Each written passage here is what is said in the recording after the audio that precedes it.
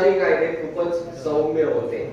म्हणजे तेव्हापासून भारत हा कायद्याचे पालन करणारा असा एक देश म्हणून ओळखला जात होता आणि त्या देशाला आणखी चांगली ओळख करून देण्याचं काम जर कोणी केलं असेल तर ते आपल्या संविधानाने केलं. म्हणून आजच्या कार्यक्रमाचा प्रारंभ आपण सर्व मान्यवरांच्या हस्ते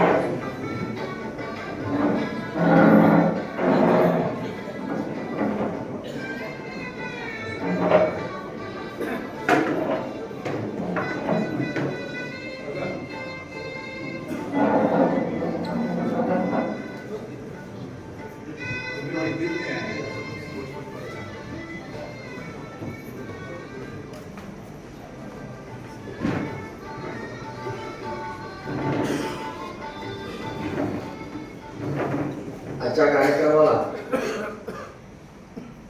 आपल्या जिल्हा व सत्र न्यायाधीश आदरणीय अनिता नेवसे मॅडम उपस्थित आहेत.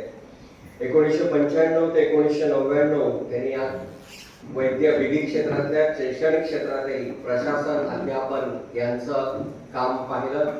2005 मध्ये त्यांनी the law relating to gender justice a critique या विषयावरती पुणे विद्यापीठामध्ये पदवी PhD प्राप्त केली. त्यांचे विविध राज्य पातळीवरील तसंच राष्ट्रीय पातळीवरील कार्यशाळांमधून शोधनिबंधांचं सादरीकरण झालंय. म्हणजे एका अधिकारी व्यक्तिमत्वाची उपस्थिती ह्या कार्यक्रमाचा दर्जा नेहमीच उंचावरती नेते. त्यांचं इथे आपल्याला सानिध्य लाभ.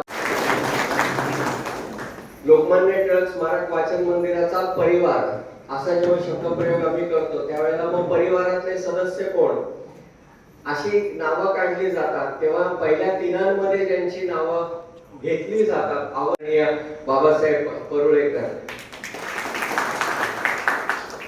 त्यांचे district government pleader advocate Aniruddha Phansekar sir हे इथे उपस्थित आहेत. त्यांचंही मी मनपूर्वक शाब्दिक स्वागत करतो. ज्यांचा आज आपण अपरांत रत्न या पुरस्काराने सन्मान करणार आहोत. थोडस वाक्य मी बदलतो. त्यांनी पुरस्कार स्वीकारल्याने अपरांत रत्न पुरस्कार सन्मानित होणार आहे ते आदरणीय डॉक्टर मिलिंद साखरे सर. की त्यांचा परिचय आज जर आपण सागर वृत्तपत्र पाहिलं असेल तर त्याच्यामध्ये 2 पानांवरती अतिशय अप्रतिम लेखांमधनं त्यांचा परिचय आलाच आहे. पण खरोखरच ते सगळं वाचत असताना एका बाजूला पाहिलं तर श्रीमद भगवद्गीता 18च्या 18 अध्याय पाठ असणं आणि त्याची 2020 साली शंकराचार्यांकडनं सन्मानाने गीता ज्ञानी ही पदवी प्राप्त करून घेणारे साठे सर असतील किंवा त्या लेखांमध्ये दिलेलं की लहानपणापासून एकेका गोष्टीचं की मला अंक करायचंय मग त्याला काय लागेल तर मला सगळ्या देशांची राजधानी चलन मग त्यांचे पाठांतर म्हणजे ते सगळं वाचायला लागल्यावर मला समर्थ रामदास स्वामींची ओवी आठवली. अभ्यासे प्रकट व्हावे नाहीतर जातो न असावे, प्रकट होऊनी नासावे हे बरे नव्हे. असा अभ्यासे प्रकट झालेलं व्यक्तिमत्व म्हणजे आदरणीय साठे सरांचं व्यक्तिमत्व आहे. 2014 ते 2021 बॉम्बे बार असोसिएशनचे अध्यक्ष म्हणून त्यांनी काम भूषवलं. म्हणजे पहिला मराठी अध्यक्ष असा त्यांचा तो गौरव आपल्याला सांगता येईल. त्यांना मुंबई उच्च न्यायालयाने कोर्टाचा मित्र अमिकस क्युरी म्हणून काम करण्याची विनंती केली आणि त्यांनी सामान्य जनतेसाठी दूरगामी परिणाम करणाऱ्या महत्त्वाच्या प्रकरणांमध्ये मदत केली. असं विविध आयामी व्यक्तिमत्व आहे. आपल्याला मानपत्र किंवा आदरणीय संध्याताईंच्या मनोगतातनं तो परिचय अधिक होणार आहे म्हणून मी तो अधिक सविस्तर परिचय आता करून देत नाही. पण त्यांचंही इथे मी सर्वांच्या वतीने शाब्दिक स्वागत करतो. लोकमान्य टिळक स्मारक वाचन मंदिर ही संस्था अपरांत संशोधन केंद्राच्या माध्यमातून वेगवेगळ्या प्रकारचे उपक्रम राबवत असतात. आपल्या संस्थेमार्फत कोकणाचा इतिहास हा लोकांसमोर आणण्याचा एक सततचा प्रयत्न असतो की आमच्याकडे कोण कोण मोठी व्यक्तिमत्व होऊन गेली, त्यांची माहिती पुढच्या पिढ्यांना व्हावी म्हणून मग कलादालन असेल किंवा अनेक ऐतिहासिक वस्तूंचं एकत्रीकरण करून त्यांचं संग्रहालय करणं असेल.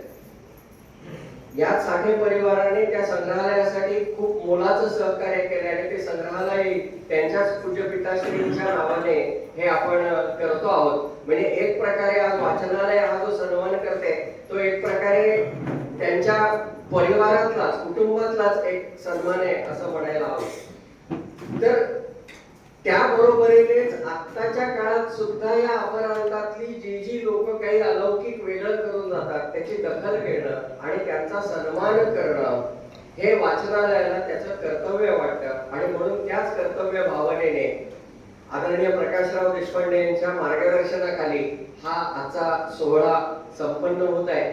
पुन्हा एकदा मी सर्व उपस्थितांचे मनपूर्वक स्वागत करताना सर्वांना एक विनंती करतो की आपापले मोबाईल्स जर समजा आवश्यक त्या मोडवर नसतील तर ते टाकून घ्या, नाहीतर बऱ्याच वेळा ते व्यत्यय आणतात. मी बहिणाबाईंच्या कवितेचं एक विडंबन एकाने केलं होतं, छान केलं होतं की अरे संसार संसार नवे दागिने गाजती, कमरे चालला गेला आता मोबाईल वाजते. अरे संसार संसार ज्याच्या त्याच्या हाती फोन, नको तेव्हा ऐकू येते वेगवेगळे रिंगटोन. तर ते इथे ऐकू येणार नाही त्याची दक्षता आपण प्रत्येकाने घेऊया. आणि मी आता माननीय संध्या साठे जोशी मॅडम यांना विनंती करतो की त्यांनी आपलं मनोगत व्यक्त करावं.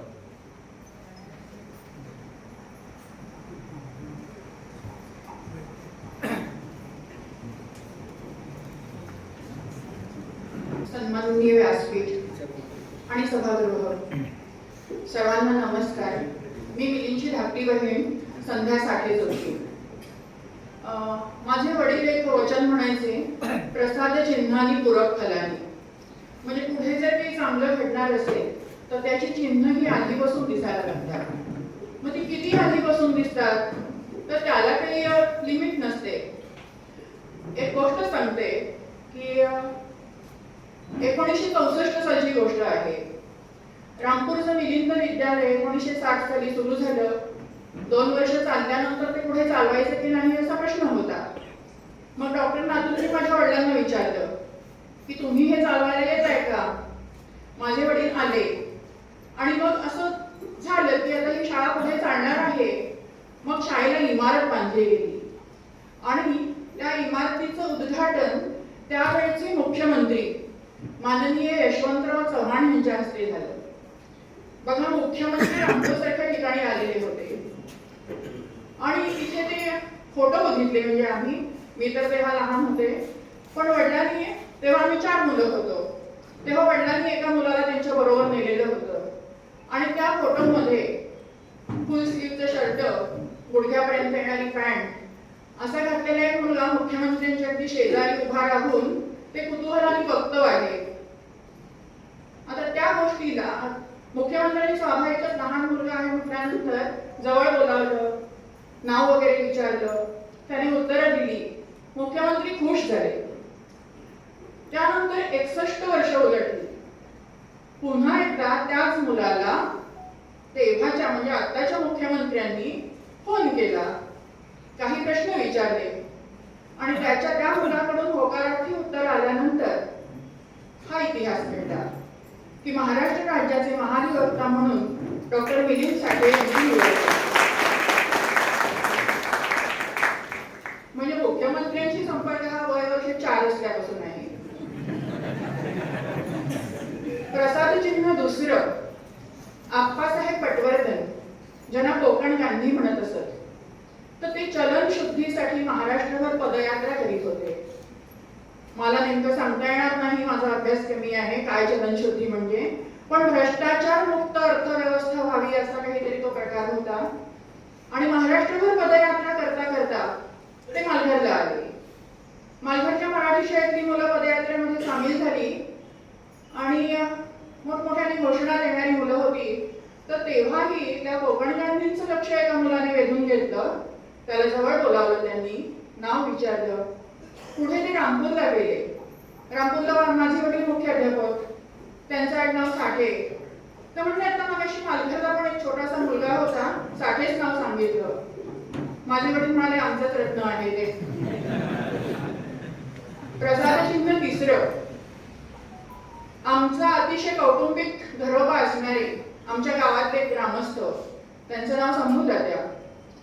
अतिशय म्हणजे आम्ही त्यांना काकाच म्हणायचो. तर पूर्वी बियाणं जे आहे ते संग्रहित केलं जायचं आपल्या शेतातलं, आणि आमच्याकडे पावट्याचं पेय पीक असतं, तर त्याला पोळं बांधलं जातं. मला वाटतं पोळं हा शब्द आता समजावून सांगावा लागेल. तर ते पोळं बांधायला शंभू तात्या यायचे, आणि ते बांधत असताना साधारण वय वर्ष 5-6 तेव्हा नमस्कार किंवा रामराम हा शब्द कानावर पडलेला होता, आणि त्यामुळे दिवसभर काकांसारखेच आम्हाला ते शंभू तात्या नमस्कार, किंवा शंभू तात्या म्हणायचे बाबा मोठा हो. दिवसभर हा खेळ चाललेला होता. दिवसभर त्या माणसाचे आशीर्वाद त्यांना मिळत होते. प्रसाद चिन्ह 4थं, इथे चिपळूणला केशवप्पाची ओक म्हणून पेढी आहे. त्याचे तात्या ओक हे माझ्या वडिलांचे मित्र. म्हणजे माझ्या वडिलांचा केअर ऑफ पत्ता असायचा चिपळूणातला तो. तर एकदा माझे वडील आईला घेऊन तिथे घरी गेलेले होते, आणि ते बाहेर पडल्यानंतर घरातल्या बायकांची स्त्री सुलभ चर्चा झाली. अरे काही ह्या बाईच्या अंगावर सोन्याचा मणी सुद्धा नाही. माझ्या आईच्या गळ्यात दोऱ्यात गाठवलेलं मंगळसूत्र आणि हातात काचेच्या बांगड्या. तेव्हा तात्या ओक म्हणाले होते, तिचा दागिना तुम्हाला आता दिसत नाहीये, जेव्हा तो झळाळेल तेव्हा सगळ्यांचे डोळे दिसतील. आणि अजून एक म्हणजे भविष्यावर किती विश्वास ठेवायचा माहिती नाही, पण आमच्याकडे कीर्तनकार यायचे गुहागर म्हणून. गुहागरच्या प्रथेप्रमाणे त्यांनाही टोपण नाव होतं. त्यांना संस्कृत जोशी म्हणत असत. तर ते हस्तरेषा बघायचे. मला वाटतं मिलिंद त्यावेळी कॉलेजमध्ये ज्युनियरला वगैरे असेल, आणि त्यांनी हस्तरेषा बघून सांगितलं होतं की ह्याच्या हस्तरेषांवरून एक सर्वोच्च पद दिसतं आहे. आणि ही अगदी म्हणजे माझ्या समोर घडलेली घटना आहे. तर तेव्हा आम्ही म्हणायचो, तेव्हा काहीच ठरलेलं नव्हतं पुढे काय व्हायचं वगैरे. वडील मिलिंद विद्यालयाचे मुख्याध्यापक, आणि त्यांना वाटायचं की आपल्या एखाद्या मुलाने आपला वारसा चालवावा. आम्ही म्हणायचो सर्वोच्च पद कोणतं, तर मिलिंद विद्यालयाचा मुख्याध्यापक. पण त्यांचे ते शब्द आज खरे झाले. आता हे जे आहे म्हणजे ही प्रसाद चिन्ह आहेत, आशीर्वाद आहेत, पण त्याचबरोबर कठोर परिश्रम हे त्याच्यामध्ये आहे. नुसतं आशीर्वादाने होत नाही, आपल्याला त्यासाठी कठोर परिश्रम करावे लागतात. आणखीन एक गोष्ट सांगते की माझे वडील शिक्षण क्षेत्रामध्ये असल्यामुळे त्यांना सगळे कायदे वगैरे ज्ञात होते. आमची शाळा आणि घरामध्ये 2 किलोमीटर अंतर, त्यामुळे आम्हाला कुणालाच त्यांनी पहिलीत घातलं नाही. आम्ही सगळे मुलं 4थीत गेलो.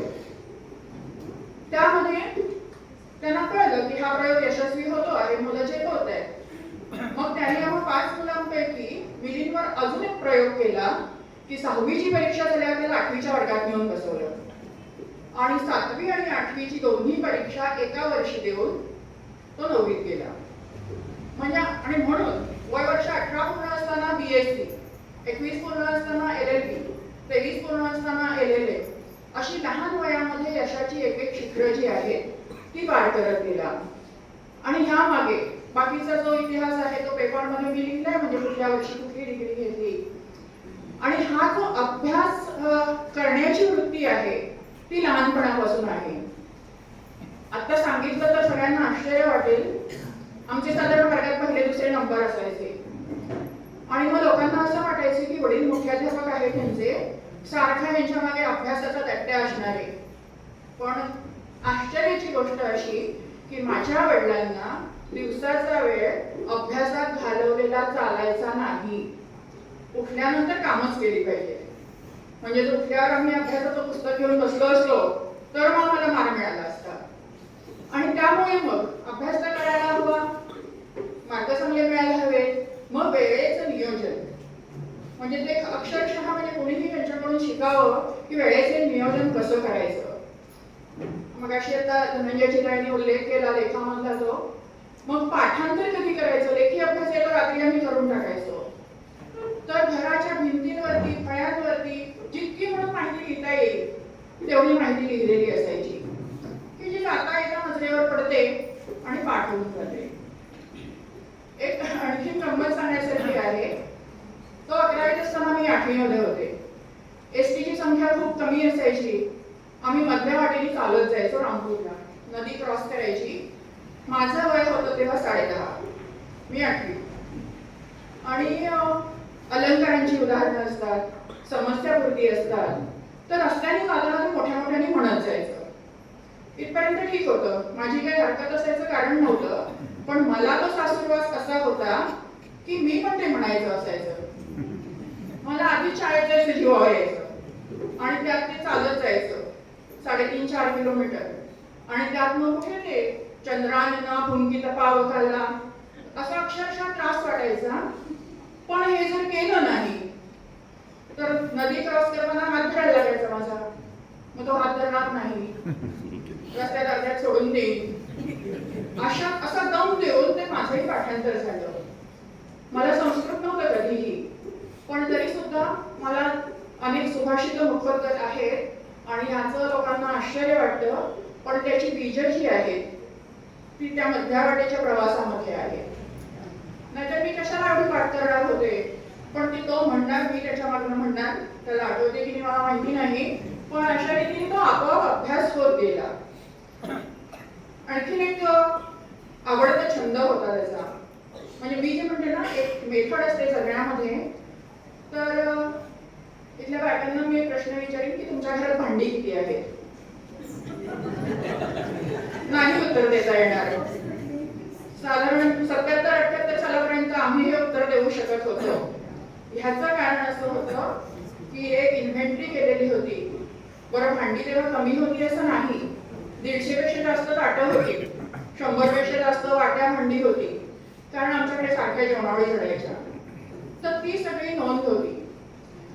आणि जेव्हा माझ्या वडिलांना शस्त्र आणि शास्त्र दोघांचीही आवड होती, त्यांना असं वाटायचं की एखादं हत्यार आपल्याकडे नाही म्हणजे काय, मग कुऱ्हाडी, कोयत्या, विळे, फरशा सगळं. तर त्या भानगडीत एका नाव घालायचं मशीन आलं आमच्याकडे. मग तर काय, आधी नुसतीच इन्व्हेंटरी होती, मग प्रत्येक भांड्यावरती नाव, त्याचा नंबर. ह्याचा उपयोग असा झाला की एखादी पातेली सापडत नाहीये, 3 नंबरची पातेली सापडते. ही शिस्त जी आहे ती पहिल्यापासून आहे. हे एका दिवसात यश मिळालेलं नाही. आता मी एक किस्सा सांगणार आहे. तो सांगितला तर कदाचित घरी गेल्यानंतर मला बोलणी बसतील, पण तरीही मी सांगते आहे. हातात नाव घालायचं मशीन आणि विद्यापीठांचा एक धडा माहिती असेल तुम्हाला, आऊ नावाचा धडा आहे. त्यातली ती आऊ आहे ती अक्षर ओळख झाल्यानंतर म्हशीच्या पाठीवर धुळी अशी अक्षरं गिरवायची. तसं ते मशीन आल्यानंतर दिसेल त्या भांड्यावरती नावं घालायची.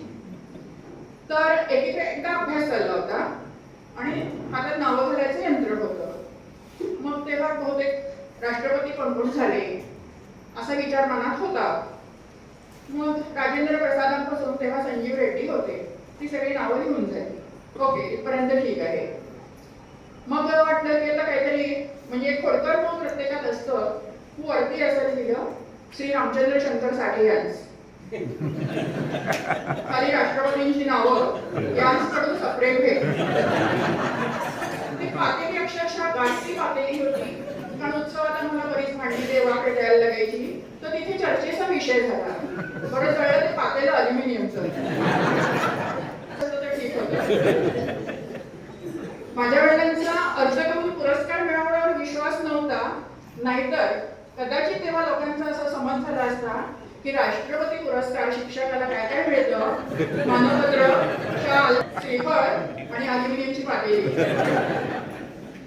तर असं हे पहिल्यापासून एक शिस्त असणार असं हे व्यक्तिमत्व आहे आणि त्याचं हे फळ जे आहे ते आता या ठिकाणी मिळालेलं आहे. म्हणजे माझ्या पोस्टमध्ये मी लिहिलेलं आहे की आमच्या 4 भावंडांमध्ये हिऱ्यासारखा लखलखणारा तो आता तर अनेक पैलूंनी उजळून असा निघालेला आहे. पुन्हा पुन्हा मी वडिलांचा उल्लेख करते कारण त्यांचे संस्कार आहेत आमच्यावरती. हल्ली मी बऱ्याच म्हणजे ह्या गेल्या काही दिवसात त्यांच्याबद्दल असं ऐकलं की अरे पाय जमिनीवर आहे, एवढ्या उच्च पदावरती हा मनुष्य गेलेला आहे. आणि त्याचंही कारण पुन्हा आमचे वडीलच आहेत. त्यांनी आम्हाला बरोबर लायकीत ठेवलेलं होतं. म्हणजे त्यांचं म्हणणं असं की तू मुख्याध्यापिका असं, तू डॉक्टर असं, तू वकील असं, ते तुमच्या खुर्चीवर. घरी आल्यावर तुम्ही शेतकरी आहात, तुम्ही शेण काढलं पाहिजे, तुम्ही गुरं राखली पाहिजेत, ती सगळी कामं केली पाहिजेत. एक किस्सा सांगते की वडील एकदा मुंबईला गेलेले असताना त्यांच्या असं लक्षात आलं की अननसाचा ज्यूस काढणारे जो लोक आहेत ते बरेचसे क्राऊन फेकून देतात आणि फळ सोडून मग ज्यूस काढतात. तेव्हा आमच्याकडे मिक्सर 4-5 झाडं होती अननसाची. तेव्हा हे वकील झालेले होते ना. मग पत्र गेलं.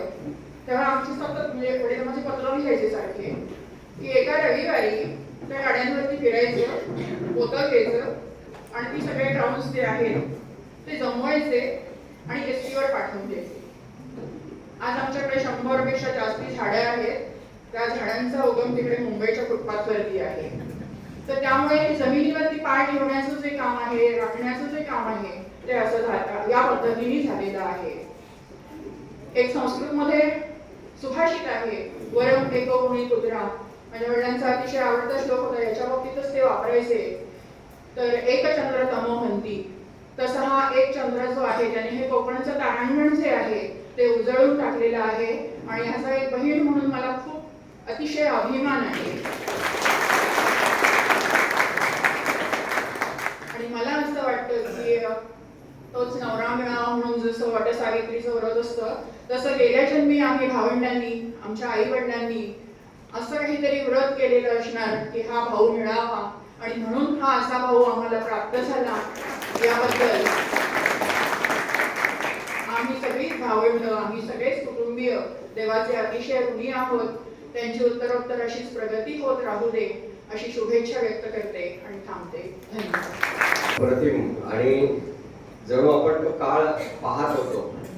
म्हणजे जरी आपण त्यावेळेला तिथे नसू तरी सुद्धा कसं झालं असेल, म्हणजे पातेल्यावरती नावं घालणारे वगैरे खरंच खूपच छान मॅडम वाटलं आणि आपण खूप छान पद्धतीने ते व्यक्त केलं. कष्टे विण राज्य नाही, कष्टे विण विद्या नाही, केल्या विण होत नाही साध्य जनी.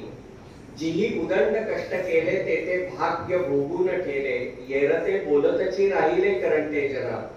असं जे समर्थ म्हणतात कष्टाबद्दल, त्याचा वस्तुपाठ जर शिकायचा असेल तर मला वाटतं मिलिंदजींच्या चरित्राचा, त्यांच्या आयुष्याचा अभ्यास करायला हवा. ते जे त्यावेळेला राहत होते ना गावामध्ये आणि गावातल्या लोकांबरोबर शेतामध्ये, त्यामुळे कदाचित असं झालं असेल की त्यांची दुःख काय आहेत ती कळली आणि ती जाणवली. पुन्हा समर्थांची ओळी मला आठवते की आपण असं चिमोटा घेतला तेने कासा विसरला, आपणच आपल्याला चिमटा घेतला तर कळवायला होतं.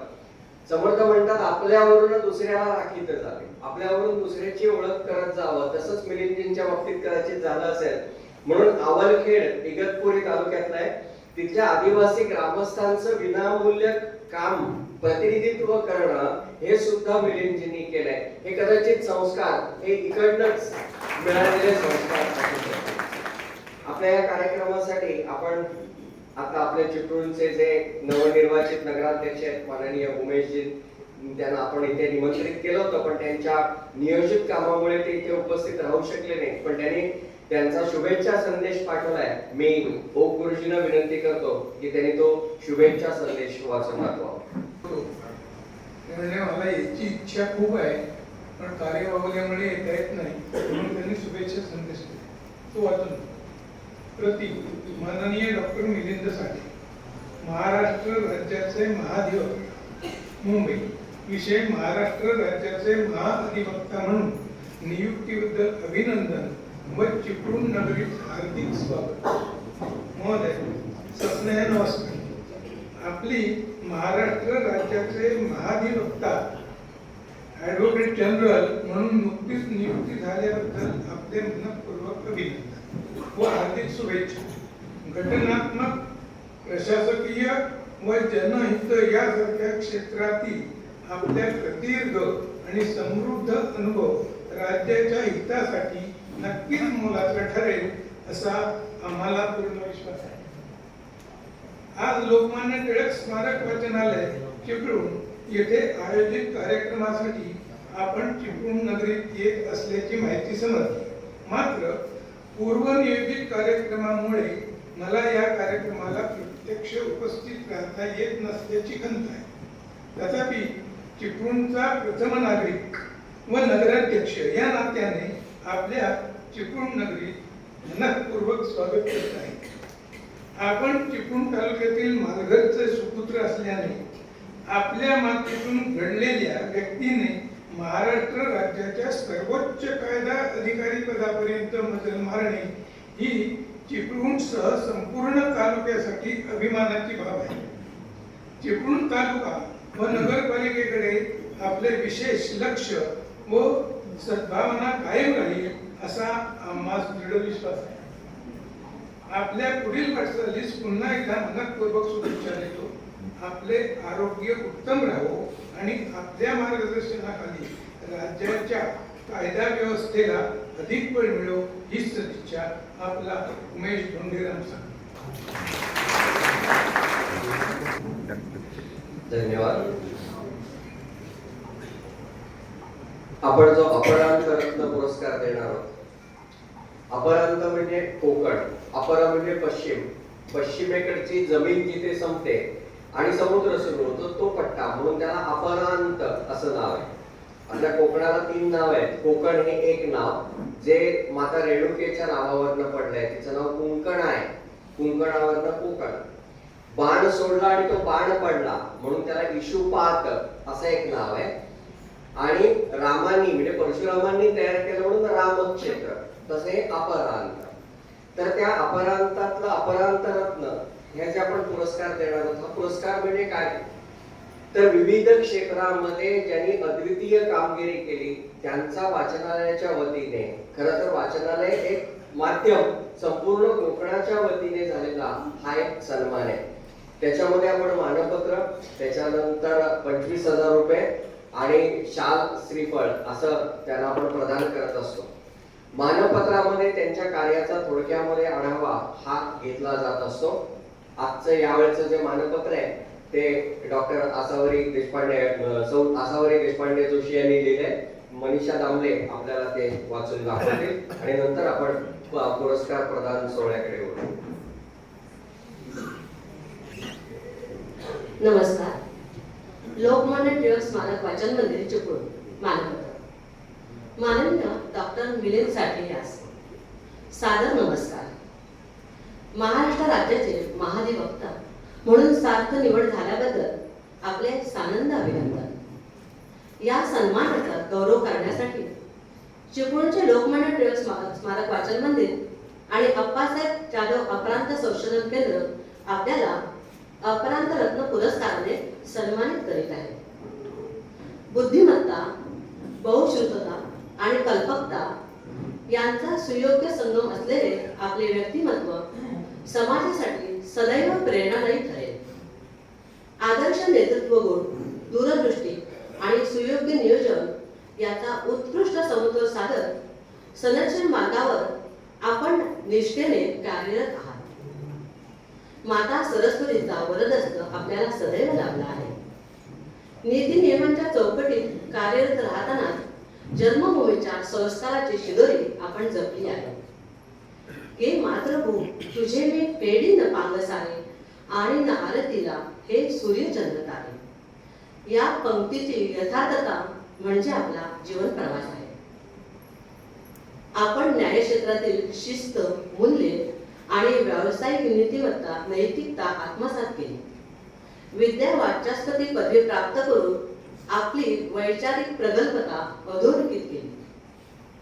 2014 साली बॉम्बे बार असोसिएशनचे पहिले मराठी अध्यक्ष होण्याचा मान मिळणे हा ऐतिहासिक क्षण ठरला आणि आज महाराष्ट्र राज्याचे ॲडव्होकेट जनरल, महाधिवक्ता म्हणून आपल्या नावावर राज्य सरकारकडून मोहर उठवणे अत्यंत अभिमानास्पद आहे. आपले ज्ञान, अनुभव आणि मूल्यनिष्ठा राज्याच्या न्याय व्यवस्थेला नक्कीच बळ देईल. आज ज्येष्ठ विधिज्ञ ॲडव्होकेट बाबासाहेब परोळेकर आणि चिपळूणच्या जिल्हा व सत्र न्यायाधीश डॉक्टर अनिता नेवसे यांच्या शुभ हस्ते आपला गौरव करताना आम्हाला अतिशय आनंद होत आहे. आपले संचालक मंडळ लोकमान्य टिळक स्मारक वाचन मंदिर दिनांक 27/12/25 स्थळ ब्राह्मण साहेब संघ चिपळूण. शब्दांकर आसावरे देशपांडे जोशी. माननीय नेवसे मॅडम आणि ॲडव्होकेट बाबासाहेब परोळेकर यांना विनंती करतो की त्यांनी आदरणीय मिलिंदजींना पुरस्कार प्रदान करावा.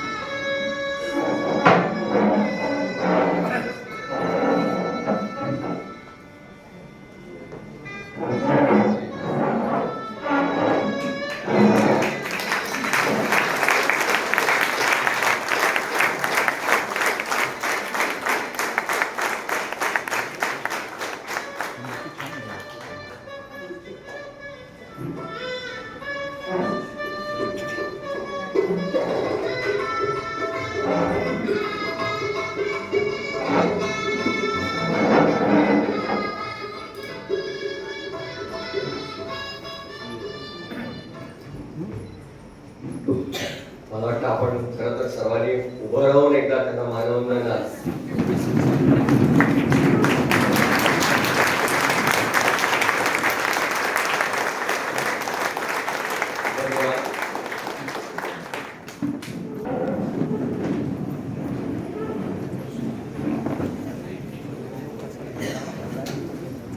मनोगत ऐकायला तुमच्या इतका मीही उत्सुक आहे. त्यामुळे मी मिलिंद सरांना प्रार्थना करतो की आपण आपलं मनोगत व्यक्त करा.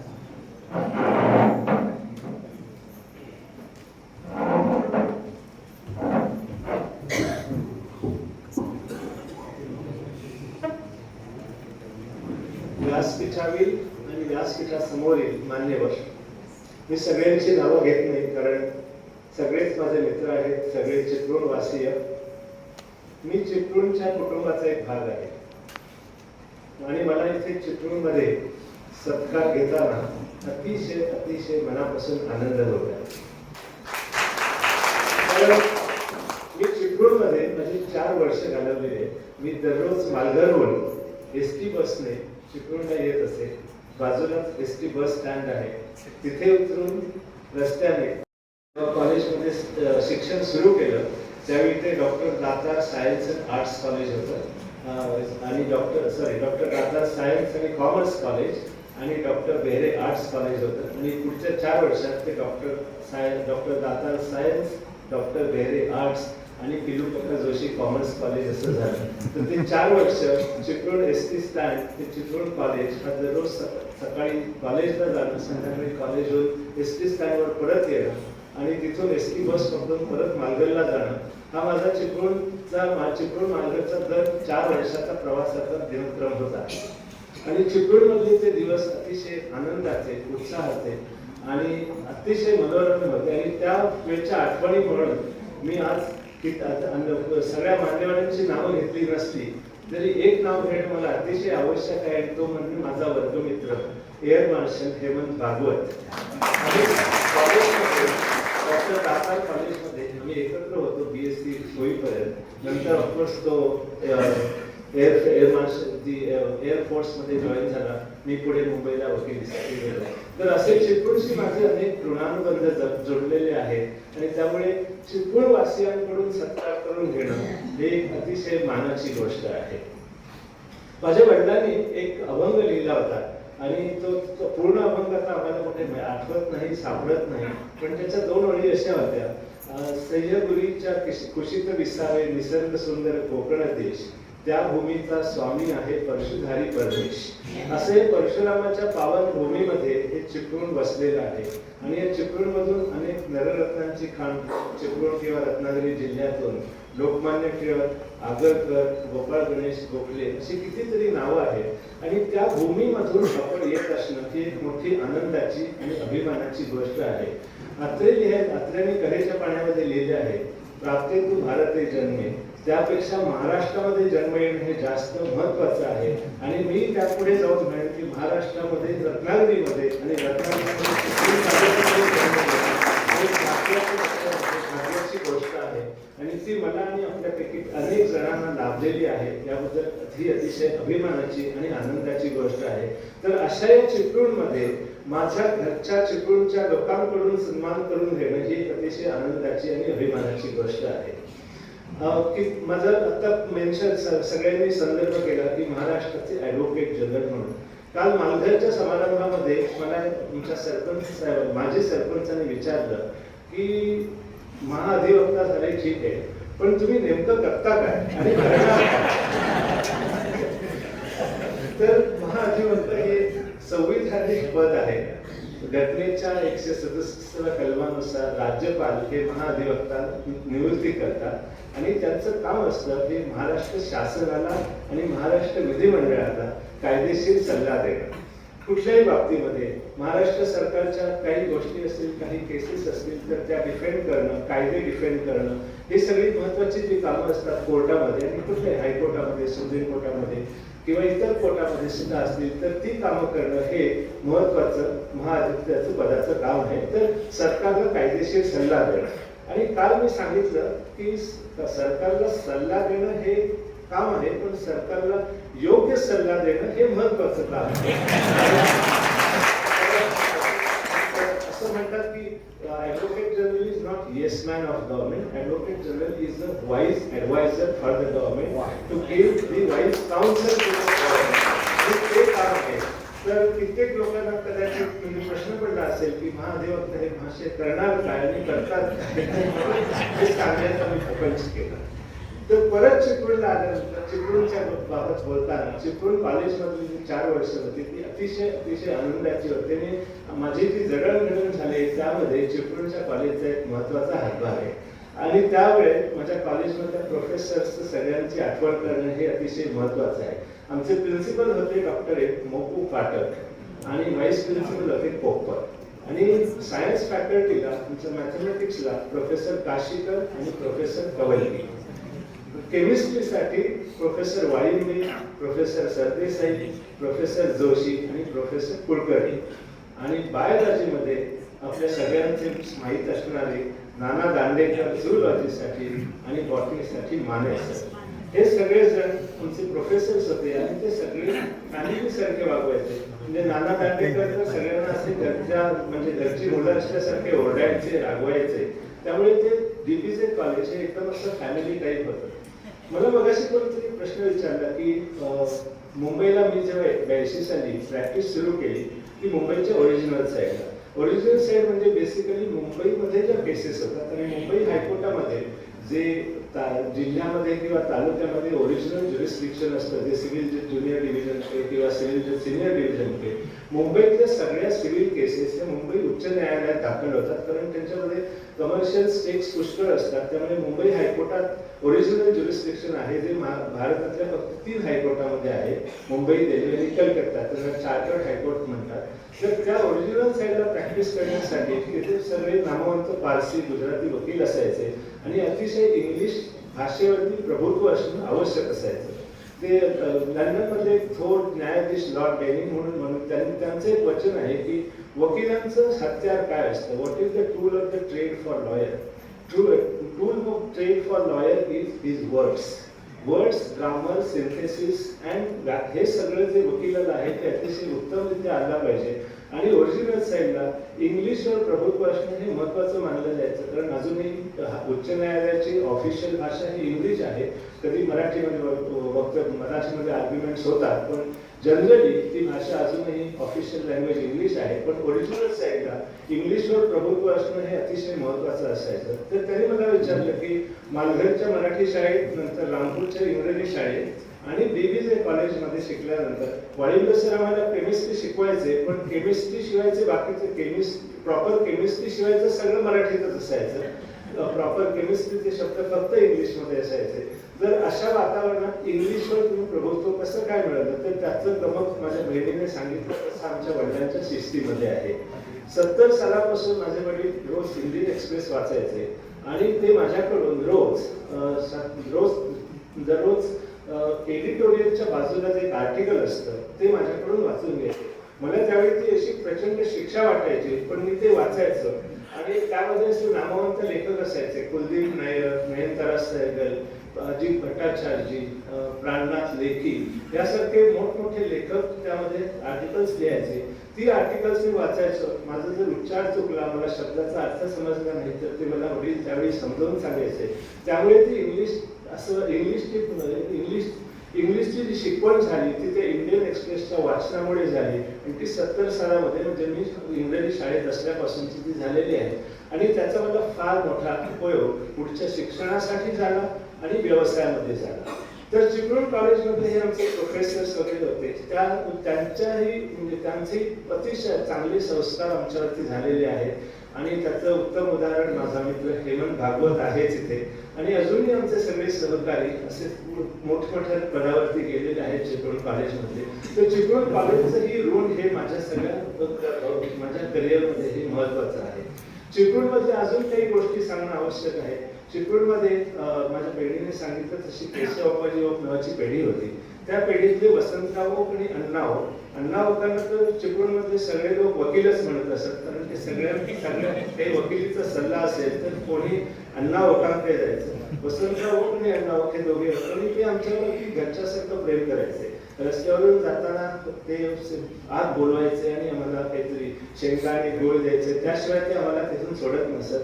दुसरं दुकान म्हणजे केतकर बंधू विनय ओक. नंतर माझे वडील, मी 4थीत असल्यापासून मी एसटीने चिपळूणला यायचो. चिपळूणला त्या बिल्डिंगच्या खाली एक शिवराम चिपळूणकरांचं चपलाचं दुकान होतं. त्या दुकानात जायचं, ते आमच्याकडून पैसे न घेता चप्पल देत असत. माझे वडील कधी चिपळूणला येतील तेव्हा ते हिशेब सेटल करायचे.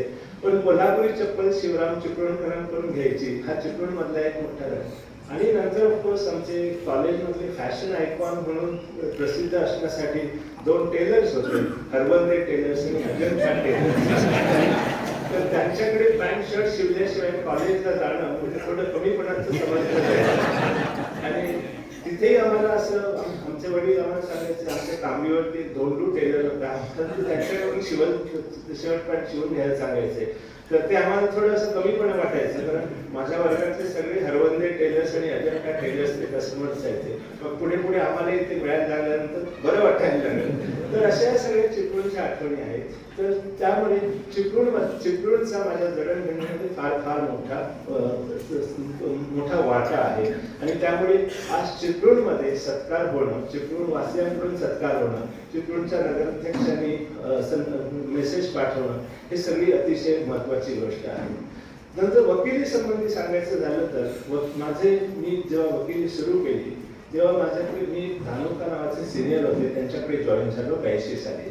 ते 6-7 वर्षांनी हायकोर्टचे जज झाले. त्यामुळे मला माझी प्रॅक्टिस स्वतंत्र करणं आपोआपच क्रमप्राप्त झालं आणि हे एका दृष्टीने चांगलं झालं. ते अतिशय हार्ड टास्क मास्टर होते आणि त्यांच्याकडून म्हणजे हार्डवर्क केल्याशिवाय कुठल्याही कठोरते एक आणीबाणीत एक वाक्य होतं, कठोर परिश्रमास पर्याय नाही. तसं ते धानुकांचं खरोखर ब्रीद वाक्य होतं. त्यामुळे कुठल्याही केसवरती काम करायचं असेल तर अतिशय परिश्रम केल्याशिवाय त्या केसमध्ये तुम्ही उभं राहू नये, त्याच्यात आर्ग्युमेंट करू नये, हे त्यांच्याकडून एक ब्रीद वाक्य आम्ही शिकलोय. केसमध्ये फॅक्ट्सवरती जर तुमची मास्टरी असेल तर लॉ आपोआपच तुमच्या बाजूने तुम्ही त्याचं आर्ग्युमेंट करू शकता. पण फॅक्ट्सवरती मास्टरी असणं हे माझे सहकारी आणि जिल्हा न्यायाधीश हे दोघेही बरोबर म्हणजे माझ्यावरची सहमत होतील की फॅक्ट्सवर मास्टरी असल्यावर वकिलाचं अर्ध काम पूर्ण होऊन जातं आणि त्यासाठी हार्डवर्क असणं हे अतिशय आवश्यक आहे.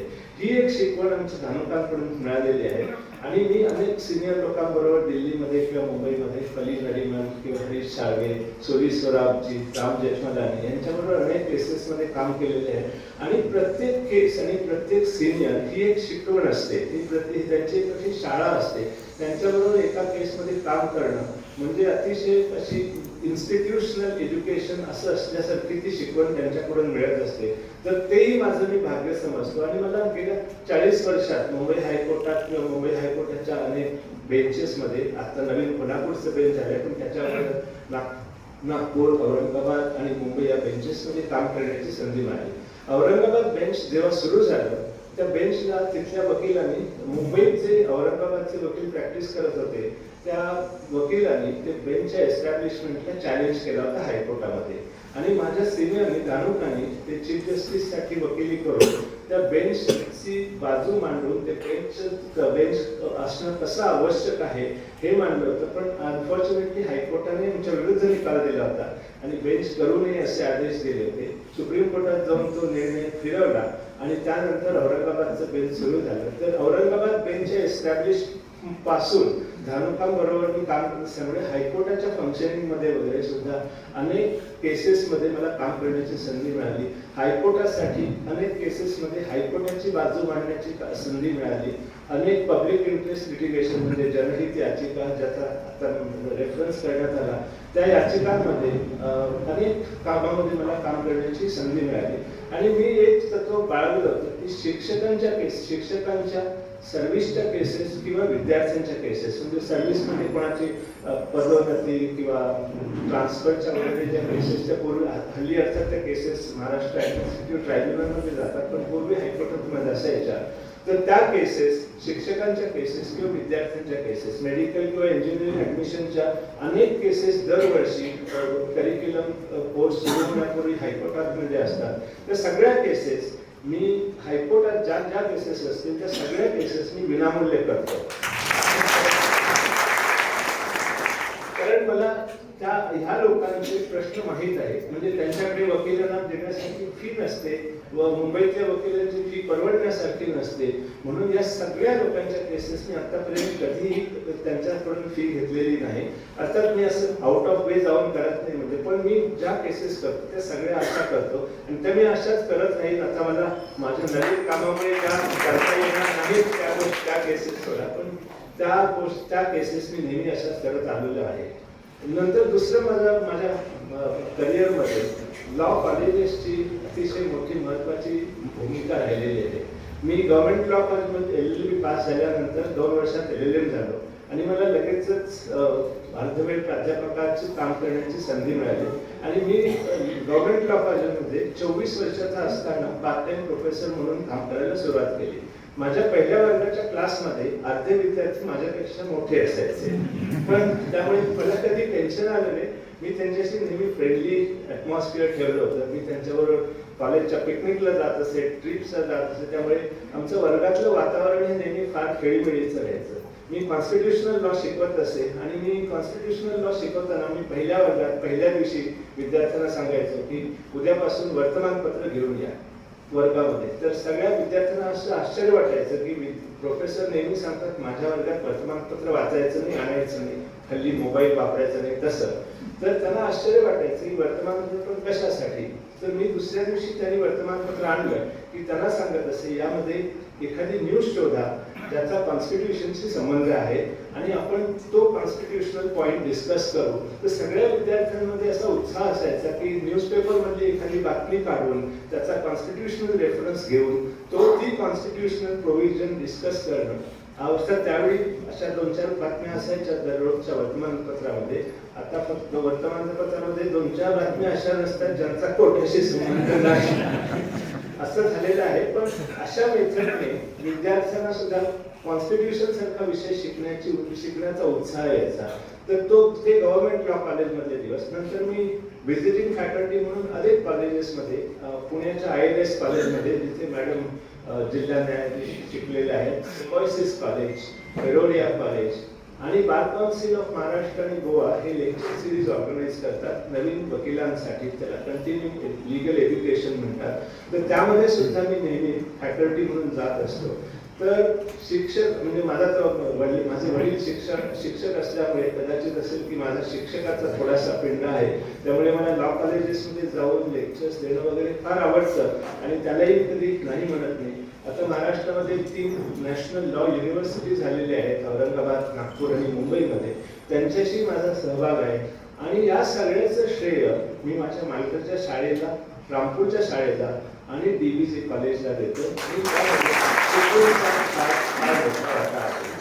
ते चिपळूणच्या जडणघडणीत म्हणजे असं मी पुन्हा सांगितल्याप्रमाणे फार मोठा माझ्या जडणघडणीमध्ये चिपळूणचा फार मोठा वाटा आहे. चिपळूणमध्ये ऑफकोर्स आम्ही पुष्कळ मजा वगैरे केलेल्या आहेत. पूर्वी ते पद्मा थिएटर असायचं, त्याच्यामध्ये कधी कॉलेज बुडवून सिनेमा पाहिलेला आहे.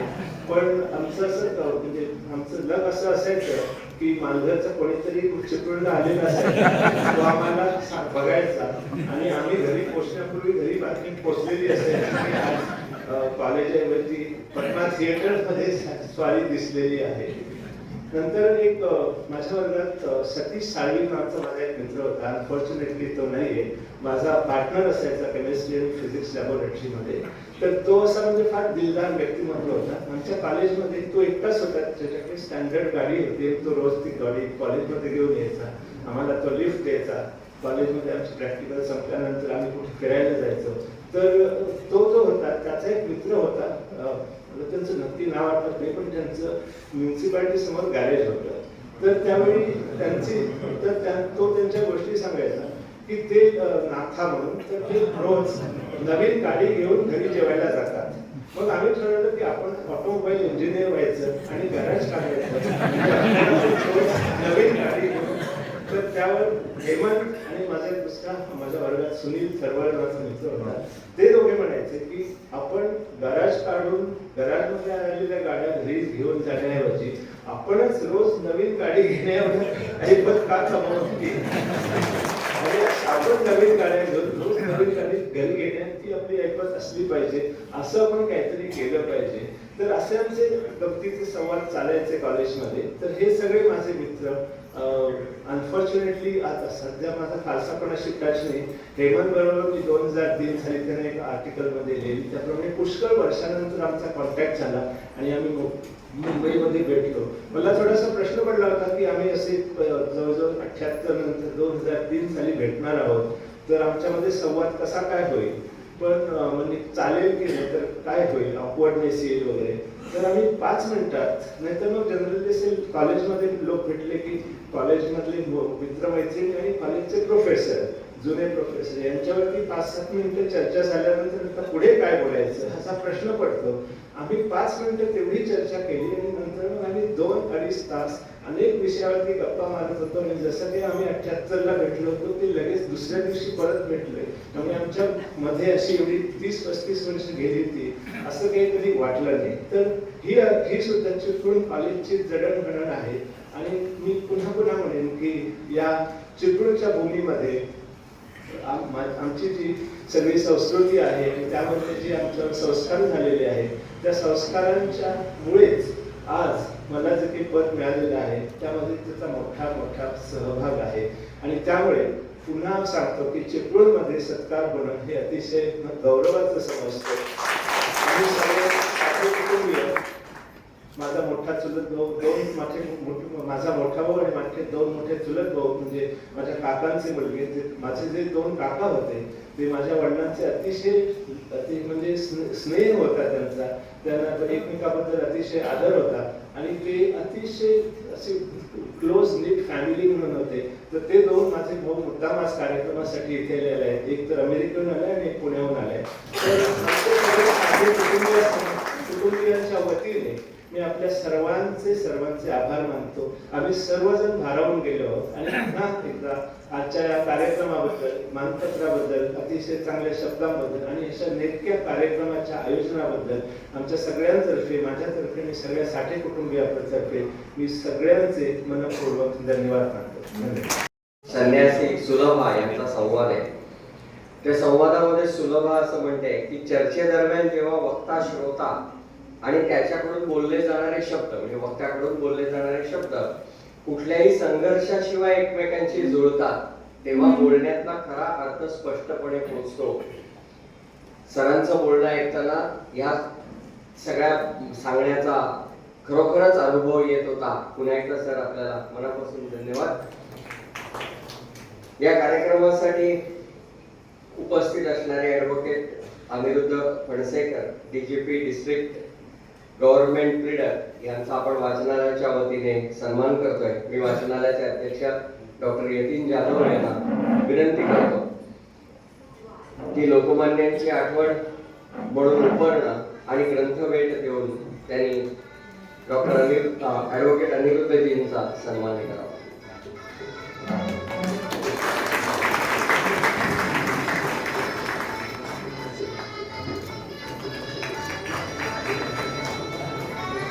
तसंच मी डॉक्टर जाधव यांना विनंती करतो की त्यांनी ॲडव्होकेट बाबासाहेब परुळेकर यांचाही सन्मान करायचा आहे.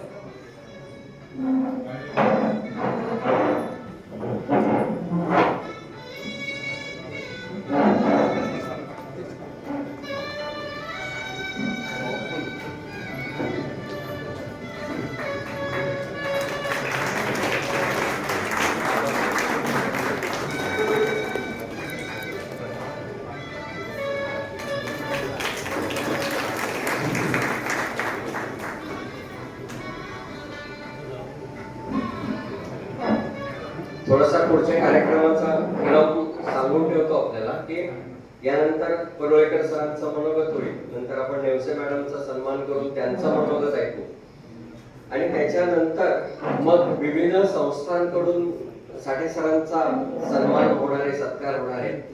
तर त्यांच्याकडून सत्कार होईल आणि मग नंतर आभार प्रदर्शन होऊन आपला कार्यक्रम पूर्ण होणार आहे. दरम्यानच्या काळामध्ये मी डॉक्टर यतीन जाधव यांना परत एक थोडी विनंती करतो की आता मला साठे सरांनी सांगितलं की वाचनालयाकडून दिली गेलेली जी रक्कम आहे ती वाचनालयालाच पुन्हा समर्पित करतात, तर ती त्यांनी साठे सरांकडून स्वीकारावी.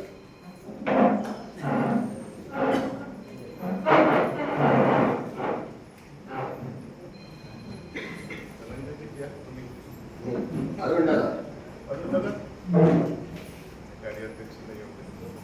कार्याध्यक्ष अरुण इंगवले,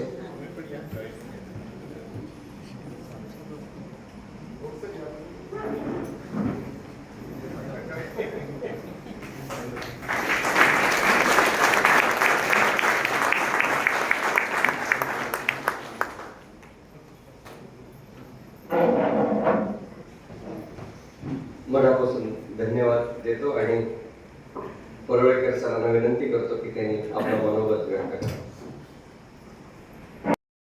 मूर्ती आणि आमचे समव्यावसायिक डॉक्टर मिलिंद साठे या संस्थेचे अध्यक्ष, सर्व त्यांचे कार्यकर्ते, माझ्यासोबत आलेले जिल्हा सरकारी वकील राजाभाऊ फणसेकर आणि सर्वात महत्त्वाचं म्हणजे या न्यायालयाच्या जिल्हा न्यायाधीश डॉक्टर नेवसे मॅडम, व्यासपीठावर उपस्थित असलेले श्री ओक सर, धनंजय चितळे आणि व्यासपीठावर कधीही नसताना मंडळाच्या सर्व कार्यक्रमात नेहमी पुढे असणारे त्यांना कळलं प्रकाश देशपांडे, उपस्थित असलेले माझे मित्र, सर्व स्नेही बंधू भगिनींनो, आज या ठिकाणी बोलताना मला अडचण झाली आहे कारण एका बाजूला खरे डॉक्टर आहेत, समोर 2-3 खरे डॉक्टर आहेत, बाकी वकील झालेले डॉक्टर आहेत आणि नुसतेच वकील असलेले आमच्यासारखे तिथे सगळेजण आहेत. या सगळ्यांच्या पुढे आमच्या चिपळूणवासियांच्या सोबत हा आनंदाचा सोहळा आनंद घ्यायचं काम मला करायचं आहे. सुरुवातीला साठे सरांचं मनापासून अभिनंदन करतो, धन्यवाद देतो. आमचे वर्गमित्र त्यांच्याबरोबर तिथे उच्चारणाला प्रॅक्टिस करतात, त्यामुळे त्यांच्याबद्दल खूप माहिती मिळाली आहे. परंतु आता ज्या साठे मॅडमनी जी गोष्ट सांगितली ती सर्व गोष्ट ऐकल्यानंतर मला एकच म्हणायचं आहे आणि टिळक स्मारक मंदिराला मला धन्यवाद द्यायचे, प्रकाशला पण द्यायचे की एका अशा चतुरस्र व्यक्तिमत्वाचा सत्कार करण्याचं सद्भाग्य मला आपल्या मंडळाने दिलं, त्याबद्दल आपल्याला अगदी जमिनीला लागून असलेला असा माणूस आहे. परत तो मालघरचा आहे, शिरळचा आहे. मालघर शिरळचे 60 लोक तर राष्ट्रपतीपर्यंत प्रसिद्ध आहेत. तेव्हा मी कोणाचं काय सांगणार? आपले सर्वजण आलात हाच आमच्या समोर आदर्श आहे आणि म्हणून या ठिकाणी याला मला मनापासून आनंद होतो. मी या मंडळाचा कौटुंबिक सदस्य आहे हे खरंच आहे, पण चिपळूणचा सुद्धा आहे आणि रत्नागिरीचा सुद्धा आहे, कारण वडील खासदार असताना मी इथे फिरत होतो. त्यामुळे या भागामध्ये यायला मला नेहमी आवडतं. आता साठे सरांनीच सगळ्या गोष्टी सांगितल्या, त्यामुळे मला अधिक काही सांगायचं नाही. मानपत्र पण खूप छान आहे, ते वाचलंय. परंतु हा माणूस किती मोठा आहे हेच थोडं आपल्या लोकांनाही माहिती कळलं पाहिजे. नाही तर कोकणातली माणसं हा तो माहिती आहे असं म्हणणारं बोलण्याचं वाक्य आपल्या लक्षात आहे. परंतु लक्षात घ्या की वकील असल्यामुळे आम्हाला माहिती आहे की हे किती मोठे आहेत. आपल्या ज्यावेळी ब्रिटिश सरकार होतं त्यावेळी मुंबई इलाख्याचा जवळजवळ 200 सव्वा 200 वर्षाहून जास्त काळ ही जी पद आहे अधिवक्ता महाभियोजक पद हे त्या ठिकाणी होत होतं आहे. आणि त्यानंतर महाराष्ट्र सरकार आल्यानंतर महाराष्ट्रात आलं. त्यामुळे एवढ्या 200 सव्वा 200 वर्षाच्या परंपरेतल्या त्या रत्नावलीतलं एक आपलं अपरांत रत्न आपण जाणलेलं आहे. त्यामुळे मला वाटतं आम्हाला आनंदाचा आणि अभिमानाचा क्षण आहे, हा कोकणाला अभिमानाचा क्षण आहे. रत्नागिरी बाहेरच्या वतीने सुद्धा मी आपल्याला धन्यवाद देतो. आपण कार्यक्रमाला येणार आणि अशा प्रकारचे जर 200 सव्वा 200 वर्षाची नावं बघितली तर आपल्याला फक्त एकच नाव देतो, जे मॅरियट. ते आपल्याला दुसऱ्या क्षेत्रात माहिती असेल, पण हा माणूस सुद्धा त्या ठिकाणचा महाधिवक्ता 16 वर्ष मुंबईचा होता. त्यानंतर झालेले तिची नावं सर जमशेदजी कांगा होते, मुलाबाई देसाई होते, नंतर त्या ठिकाणी मोतीलाल सेजरवाड होते, जे नंतर अटॉर्नी जनरल झाले पहिले. दिल्लीला मगाशी साठेबाईंनी सांगितलं की सर्वोच्च पद मिळालंय. माझ्या दृष्टीने अटॉर्नी जनरल अजून शिल्लक आहे आणि परशुरामाच्या कृपेने सुद्धा ते तुम्हाला मिळावं असं मी आपल्या या ठिकाणी सर्वांच्या साक्षीने मानतो. आणि अपरांत भूमी पुन्हा एकदा सत्कार करायची संधी आपल्या सर्वांच्या सहकार्याने मिळेल. आणि अशा प्रकारचे हे वाक्य झाले. त्यांच्या व्यक्तिमत्वाबद्दल त्यांनी स्वतः सांगितलं कोणत्या कोणत्या विषयात त्यांनी अभ्यास केला, माहिती दिली. त्यांचं इतर सामाजिक कामही खूप आहे आणि हे सर्व सामाजिक काम जे ते करतात त्यामध्ये आज त्यांनी प्रथम बोलून दाखवलं, पण याशिवाय अनेक अशी क्षेत्र आहेत की ज्या ठिकाणी त्यांनी समाजसेवा केली आहे. त्यामुळे सेवाभावी असलेला चिपळूणकर म्हणून सुद्धा मला त्यांचा अभिमान वाटतो आणि त्यांनी ते काम असंच पुढे चालू ठेवावं, दिल्लीत गेला तरी चालू ठेवावं असं मला सर्वांच्या वतीने सांगावं असं वाटतं. आता अशा प्रकारचा एवढा मोठा माणूस या ठिकाणी आलेला असल्यामुळे त्या ठिकाणी मला बोलवल्याबद्दल मला धन्यवाद द्यायचे. परंतु त्यांनी एक वक्त सांगितलेलं ते मला पुन्हा चिपळूणकरांना, चिपळूणच्या वकिलांना सांगायचं आहे की आपण 15 वर्ष 20 वर्ष आंदोलन करून उच्च न्यायालयाचं खंडपीठ सर्किट बेंच या आपल्या कोल्हापूरमध्ये आणलं, ते कोणासाठी आहे? तर आपल्या वकिलांनी तिथे जायला पाहिजे. आम्ही 73-75 वर्षवाले काय होईल मला माहित नाही, पण ज्या ठिकाणी जे आपले वकील आहेत त्यांनी सुद्धा यांच्याकडून आवश्यक ते शिक्षण घेऊन कोल्हापूरला जाऊन आपल्या वकील आपल्या इथे लिटिगंटची कामं चालवावीत असं आवाहन करावं असं मला मुद्दाम वाटतं. ही संधी मी या ठिकाणी देते आणि एवढ्या मोठ्या कार्यक्रमामध्ये चिपळूणकरांसोबत ही संध्याकाळ उचित अर्थाने विनयना तुमच्या सोबतीने घालवण्याची संधी मिळाली आणि एका चांगल्या आदर्शाला भेटण्याचं मला भाग्य लाभलं. त्याबद्दल पुन्हा एकदा प्रकाश देशपांडेला धन्यवाद देतो, या मंडळाला धन्यवाद देतो, डॉक्टरना धन्यवाद देतो, डॉक्टर वकील असलेल्यांना सुद्धा धन्यवाद देतो. जय हिंद, जय महाराष्ट्र. मी डॉक्टर यतीनजीला विनंती करतो की त्यांनी. सर्वांना नमस्कार.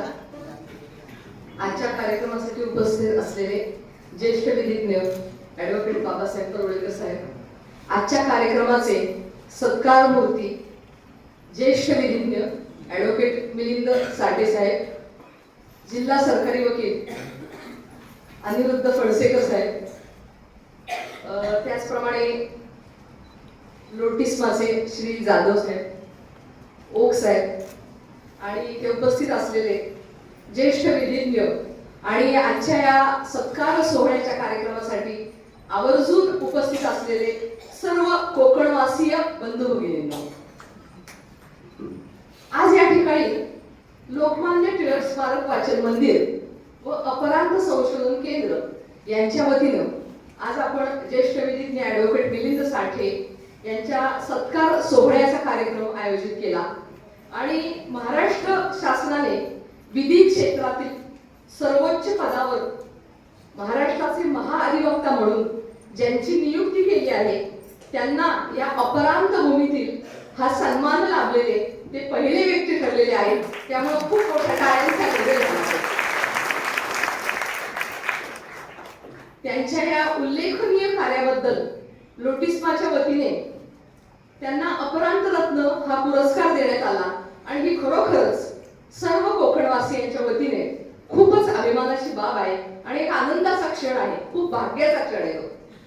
श्री भगवान परशुरामाच्या पराक्रमाने पावन झालेल्या या अपरांत भूमीतील सुपुत्र श्री मिलिंद साठेजी यांनी जिद्द, चिकाटी, कायद्याचा गाढा व्यासंग, संस्कार आणि कौशल्यपूर्ण ज्ञान या गुणांच्या आधारे आज हे दैदिप्यमान यश संपादन केलं आहे. ही खरोखरच खूप उल्लेखनीय बाब आहे. आज या ठिकाणी मला आवर्जून सांगावंसं वाटतं की मी चिपळूण येथे गेल्या 3.5 वर्ष जिल्हा न्यायाधीश म्हणून काम करत आहे. परंतु या कालावधीमध्ये मला अनेक कोकण रत्न भेटली आणि अनेक कोकण रत्नांना भेटण्याचा योग आला आणि त्यावेळेस खरोखरच ही कोकण रत्न या अपरांत भूमीला साजेशी अशी अद्वितीय आहेत याचा काही दिवसातच मला प्रत्यय देखील आला. अवांतर वाचन करत असताना नुकतंच मला डॉक्टर प्रशांत पटवर्धन यांनी त्यांच्या अतिशय सुरेख शब्दात लिहिलेले नवनिर्मितीचे ऋषी परशुराम हे पुस्तक वाचनामध्ये आले. भगवान श्री परशुरामाच्या पराक्रमाचं आणि अष्टपैलू व्यक्तिमत्वाचं सुरेख वर्णन कथा स्वरूपामध्ये या पुस्तकामध्ये अतिशय सोप्या भाषेमध्ये लिहिलेलं आहे. भगवान परशुराम हे ज्ञान आणि शौर्य यांचं संगम लाभलेले द्योतक होते. समुद्र वलयांकित पृथ्वी जिंकून कश्यपांना दान करणारे आणि अपरांत भूमीची निर्मिती करणारे ते एक महान तपस्वी होते. जनशक्ती आणि मनशक्ती एकवटून भगवान परशुरामाने अपरांत म्हणजेच या कोकणासारख्या एका दिव्य भूभागाची निर्मिती केली आणि ललामभूत ठरेल अशा नवीन समाजाची मुहूर्तमेढ रोवली. त्यासाठी त्यांनी विविध जाती जमातींचे समुदाय एकत्रित केले. त्या काळामध्ये त्यांच्या मूलभूत गरजा भागवण्यासाठी आवश्यक त्या साधन सुविधा उपलब्ध करून दिल्या. प्रत्येक समुदायाने आपले संस्कार, आपलं कर्तृत्व आणि परिश्रमाने ही कोकण भूमी समृद्ध केली. आध्यात्मिक अधिष्ठानासाठी त्या काळी अगस्ती, बोधायन, सत्याषाढ, भास्कर यासारख्या ऋषीमुनींना पाचारण करून ही भूमी त्यांच्या तपश्चर्येने अधिकाधिक पवित्र करून घेतली आणि भगवान श्री शंकरांनी या भूमीत वास करावा म्हणून प्रार्थना केली आणि त्यामुळेच व्याडेश्वर, कुणकेश्वर, वेळणेश्वर, हरिहरेश्वर आणि वालुकेश्वर अशा विविध मंदिरांची स्थापना करून ही भूमी अक्षरशः तीर्थभूमी केली आणि म्हणूनच या भूमीला आपण देवभूमी असं म्हणतो. खरोखरच सामाजिक आणि धार्मिक संरचना करून आदर्शवत असे शिस्तबद्ध आणि सूत्रबद्ध ग्रामव्यवस्थापन त्या काळी विकसनशील वसाहती निर्माण करून श्री भगवान परशुरामांनी केलं. म्हणजे किती पवित्र भूमी आहे आणि किती शिस्तबद्ध भूमी आहे अशा या भगवान परशुरामाची ही पवित्र भूमी आणि या पवित्र कोकण भूमीतील एक सुपुत्र महाराष्ट्र राज्याच्या सर्वोच्च कायदा अधिकारी बनतो ही खरंच उल्लेखनीय बाब आहे आणि त्यांनी खरंच फार मोठं दैदिप्यमान यश संपादन केलं आहे. आता हा महाअधिवक्ता पद जसं आता साहेबांनी सांगितलं की बाबा महाअधिवक्ता पद म्हटल्यानंतर लोकांना, सर्वसामान्य लोकांना लवकर ते लक्षामध्ये येत नाही. तर त्यावेळेस त्यांनी थोडक्यामध्ये अतिशय चांगल्या पद्धतीने सांगितलं. तर आपण एक थोडंसं कायदेशीर दृष्टिकोनातून पाहिलं तर असं लक्षामध्ये येतं की राज्य कार्यकारिणीमध्ये अंतर्भूत असलेल्या काही महत्वाच्या पदामध्ये राज्यपाल, मुख्यमंत्री, मंत्री परिषद आणि राज्याचा महाधिवक्ता यांचा समावेश होतो. भारतीय राज्यघटनेच्या आर्टिकल 165 नुसार राज्यामध्ये सर्वोच्च कायदा अधिकारी असलेल्या राज्यांसाठी महाअधिवक्ता कार्यालयाची तरतूद आहे. महाअधिवक्ता पदासाठी निवड झालेली व्यक्ती ही उच्च न्यायालयाचा न्यायाधीश म्हणून नियुक्त होण्यासाठी पात्र व्यक्ती किंवा उच्च न्यायालयामध्ये 10 वर्षापेक्षा अधिक कालावधी वकिली केलेली, ज्येष्ठ वकिली व्यवसाय केलेली व्यक्ती ही अधिवक्ता या पदासाठी पात्र असते. महाअधिवक्ता पद जसं आत्ताच परुळेकर साहेबांनी सांगितलं की 200-250 वर्षाची परंपरा या पदाला लाभलेली आहे. आणि आपण जर पाहिलं, जर थोडी पार्श्वभूमी विचारात घेतली या महाअधिवक्ता पदाची, तर आपल्या असं लक्षामध्ये येतं की महाअधिवक्ता पद हे ब्रिटिश कालावधीपासून असून सर्वात प्रथम 1807 ते 1810 पर्यंत पहिले महाधिवक्ता S.N. थिपलंड यांनी काम पाहिलं. आणि त्याच्यानंतर आजतागायत 59 महाअधिवक्ता पद आपल्या महाराष्ट्रामध्ये झाली. आणि आपले कोकणचे सुपुत्र मिलिंद साठे साहेब हे 60वे महाअधिवक्ता पद भूषवत आहेत. ही आपल्या सर्वांच्या दृष्टिकोनातून फार भाग्याची गोष्ट आहे आणि अभिमानाची गोष्ट आहे. साठे साहेबांनी साठे साहेबांबद्दल अतिशय सुरेख मानपत्र वाचलं आपण. त्याच्यामध्ये त्यांच्या अनेक त्यांनी आतापर्यंत जे संपादन केलेले यश आपण पाहिलं. त्याचप्रमाणे त्यांच्या भगिनी त्यांनी त्यांच्या बुद्धीची आणि कौशल्याची चुणूक ही लहानपणापासूनच दाखवली. वय वर्ष 4 ते आज जवळजवळ एवढ्या वर्षानंतर देखील दोनदा मुख्यमंत्र्यांच्या हस्ते सत्कार. पहिला सत्कार यशवंतराव चव्हाणांच्या, दुसरा हा आपले माननीय फडणवीस साहेबांच्या. खरोखरच ही खूप अभिमानाची आणि खूप भूषणावह बाब आहे. श्री साठे साहेब यांच्या बाबत सांगायचं म्हटलं तर ते मुंबई उच्च न्यायालयातील ज्येष्ठ वकील असून सरकारच्या वतीनं सन्माननीय सर्वोच्च न्यायालय आणि उच्च न्यायालयामध्ये त्यांनी अनेक प्रकरणे कुशलपणे हाताळली. श्री साठे साहेब हे मुंबई बार असोसिएशनचे सन 2014 ते सन 2021 असे कंटिन्युएशन 7 वर्ष अध्यक्ष होते. आणि खरंच पहिले मराठी अध्यक्ष होण्याचा मान त्यांनी मिळवला.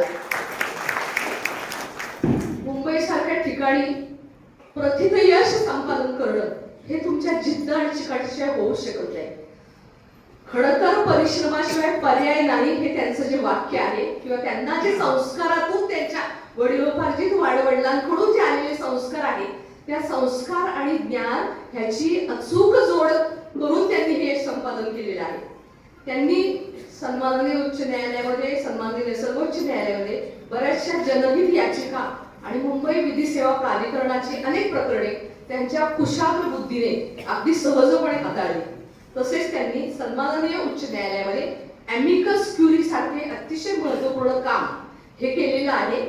तसेच त्यांनी मुंबई महानगरपालिका, इतर महानगरपालिका व सार्वजनिक क्षेत्रातील विविध स्वरूपाची प्रकरणे सरकारच्या वतीनं यशस्वीपणे चालवली.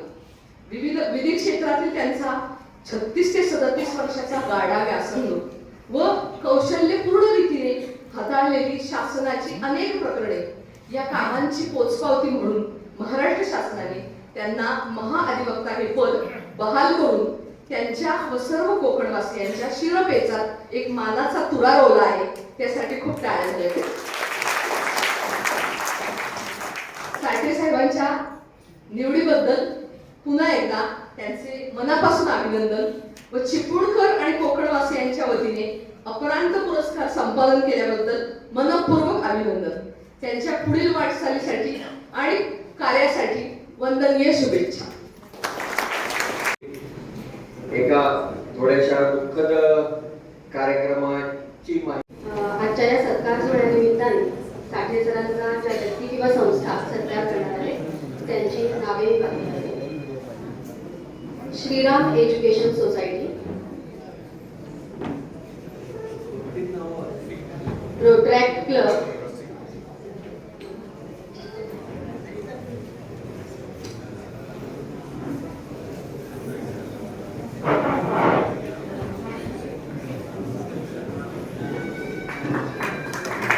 Shriram education society,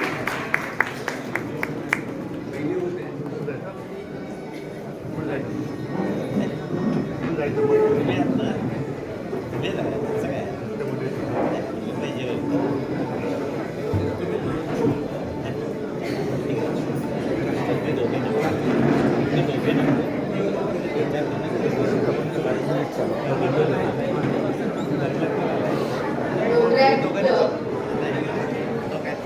Aparanta hospital Manoba,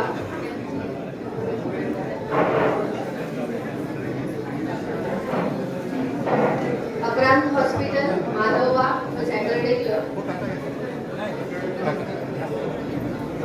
Saturday club,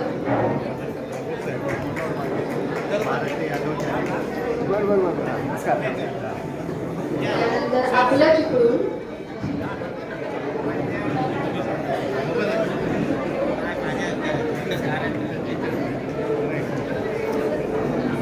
आपलं चिपळूण जनरल प्रॅक्टिशनर असोसिएशन,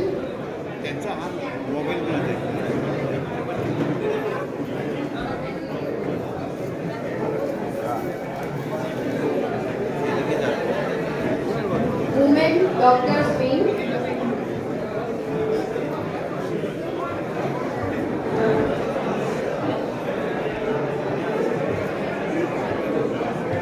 कृपया नावं जशी देत आहे त्या पद्धतीने यावं, गर्दी होणार नाही.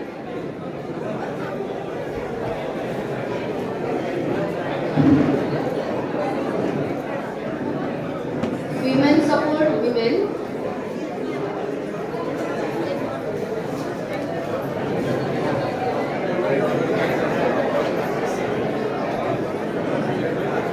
चिपळूण जनरल प्रॅक्टिशनर असोसिएशन यांच्यातर्फे सत्कार मिळाले.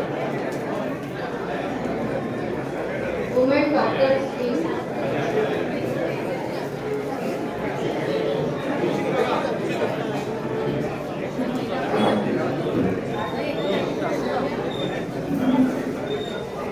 ब्राह्मण सहाय्यक संघ,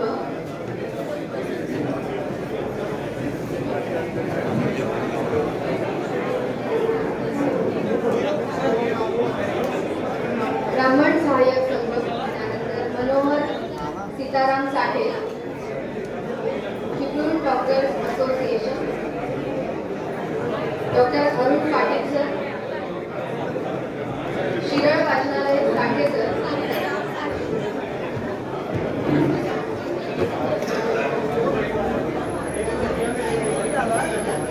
सर्वांनी येताना स्टेजच्या उजव्या बाजूने यायचं आहे. लक्ष्मीनारायण मंदिर, भारतीय जनता पार्टी, स्वानंद रानडे,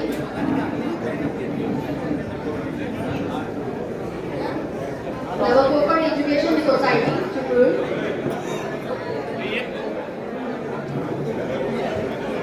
गुरुकुल हायस्कूल रामपूर,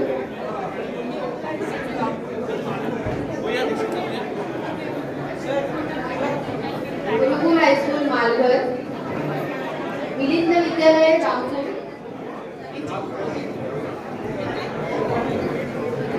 शुभम पर्वती पथसंस्था, सुभाष परशुराम सकपाळ गुरुकुल,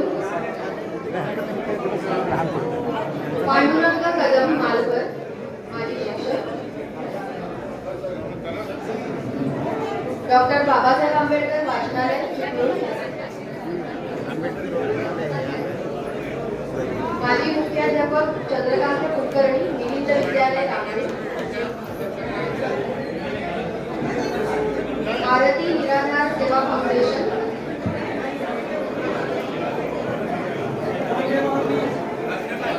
अभय अंतरकर, श्रीदेवी सुकाळी भेटकाली देवस्थान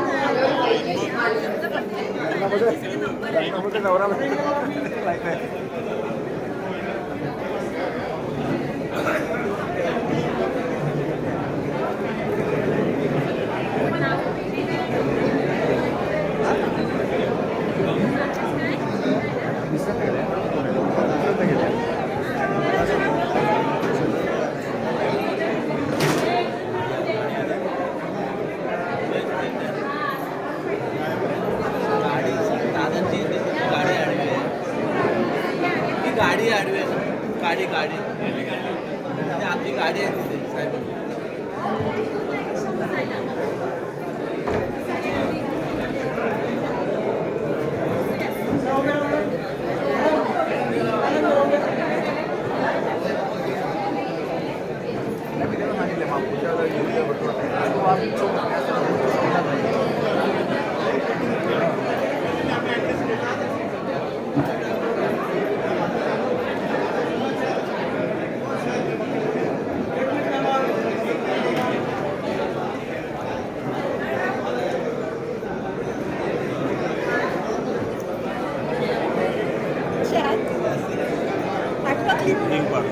दोन्हीकडनं सत्कार झाला, विमेन सपोर्ट वुमेन NGO आणि वुमन डॉक्टर्स